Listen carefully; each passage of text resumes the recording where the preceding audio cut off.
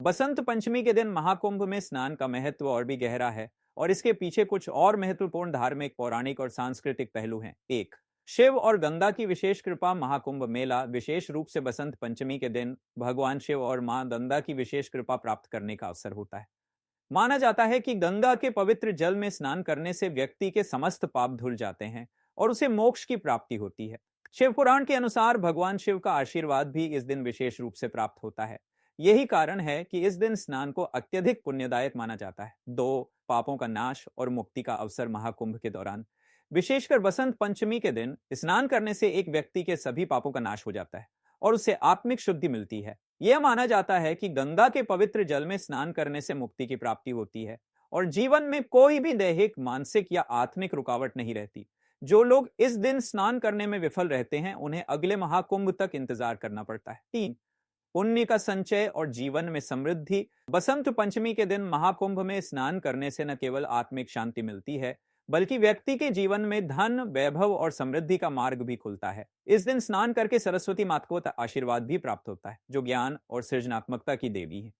इस दिन विशेष रूप से विद्या और कला में समृद्धि की कामना की जाती है। चार, पौराणिक कथा और देवताओं की आशीर्वाद। महाकुंभ में स्नान का महत्व धार्मिक ग्रंथों से भी जुड़ा है।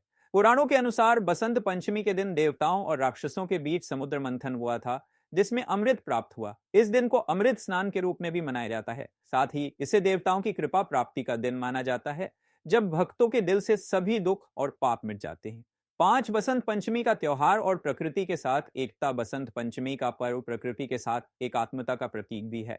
यह वसंत ऋतु के आगमन का संकेत है, जब प्रकृति हरे भरे रंगों से सजती है। इस दिन प्रकृति की ऊर्जा और ताजगी के साथ स्नान करना शरीर और मन दोनों को शुद्ध करता है और उसे नवीनीकरण का अनुभव होता है। यह दिन सकारात्मक ऊर्जा और सृजनात्मकता के लिए भी महत्वपूर्ण होता है। छह, नदी के तट पर धार्मिक अनुष्ठान। महाकुंभ में विशेष रूप से गंगा या अन्य पवित्र नदियों के तट पर स्नान करने का महत्व है।